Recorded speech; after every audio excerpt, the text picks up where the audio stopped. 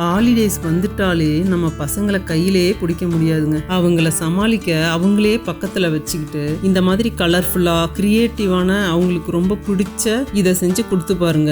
நீங்க ஒரு அசத்தல் மம்மின்னு பேர் வாங்கிடுவீங்க. என்ன பார்க்கும்போதே உங்களுக்கும் டெம்டிங்கா இருக்கா? உண்மையிலுமே இந்த டோனட்டு நம்ம எல்லாருக்கும் ரொம்ப பிடிச்ச ஒரு அருமையான டெசர்ட்டுங்க. இது உளுந்த வடை செய்யறத விட ரொம்ப ஈஸி. இதை நான் எப்படி சிம்பிளா குயிக்கா செய்யறேன்னு மட்டும் பாருங்க. கண்டிப்பா நீங்களே எக்ஸ்பர்ட் ஆயிடுவீங்க. ஒரு பவுல்ல மிதமான சூட்ல 300 ml பால், 4 டேபிள் ஸ்பூன் பொடியாக்கின சர்க்கரை சேர்த்து கலக்கி விட்டுட்டு 4 டேபிள் ஸ்பூன் ஈஸ்ட் சேர்த்து கலந்து விடணும். இதை 10 நிமிஷம் மூடி போட்டு வச்சா இந்த மாதிரி நுரைச்சி வரும். இப்போ இதை கலக்கி விட்டுட்டு 2 முட்டையை உடைச்சி ஊத்திட்டு கூடவே வெண்ணெய் 30 ml சமையல் எண்ணெய் 2 டேபிள் ஸ்பூனும் சேர்த்து நல்லா கலக்கி விடணும். இப்போ மைதா மாவு சேர்க்கணும். கூடவே பேக்கிங் பவுடர், உப்பும் சேர்த்து கலக்க ஆரம்பிக்கணும். கொஞ்சம் கொஞ்சமா மைதா மாவு சேர்க்கணும். எல்லா மாவையும் சேர்த்ததுக்கு அப்புறம் கையால பிசைய ஆரம்பிச்சிடலாம்.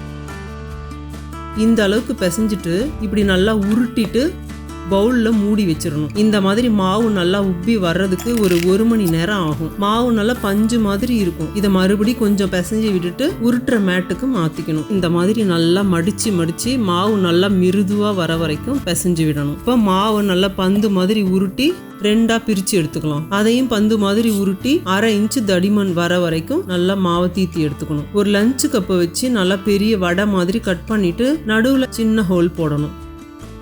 எல்லா மாவையும் இந்த மாதிரி பண்ணிட்டு ஒரு 1/2 மணி நேரம் மூடி வைக்கணும். தண்ணியை கொதிக்க வச்சு அதுல ஒரு பவுல்ல ட்ரை சாக்லேட் சேர்த்து அதை சுடு தண்ணியிலே உருக்கணும். தேவைப்பட்டா பால் கொஞ்சம் சேர்த்துக்கலாம். ஸ்பூன்ல எடுத்தா இப்படி வரணும். இதே மாதிரி ஒயிட் சாக்லேட்டும் ஒரு 100 கிராம் உருக்கி எடுத்துக்கலாம். 1/2 மணி நேரத்துல இந்த டோ ஃப்ரை பண்ண தயாராகிடும். ஒரு வாணல்ல எண்ணெயை சூடு பண்ணிட்டு ஆவி வர்றதுக்கு முன்னாடியே இந்த டோவை ஃப்ரை பண்ண ஆரம்பிச்சிடணும். இப்படியே இந்த மிதமான சூட்லேயே இந்த கலர் வர வரைக்கும் ஃப்ரை பண்ணி எடுத்துடணும். இதே மாதிரி எல்லா டோவையும் ஃப்ரை பண்ணி எடுத்துக்கலாம். டோனட் பேஸ் இப்போ ரெடி ஆயிடுச்சு. இதை நம்ம விரும்புகிற மாதிரி டார்க் சாக்லேட் இல்லை ஒயிட் சாக்லேட்,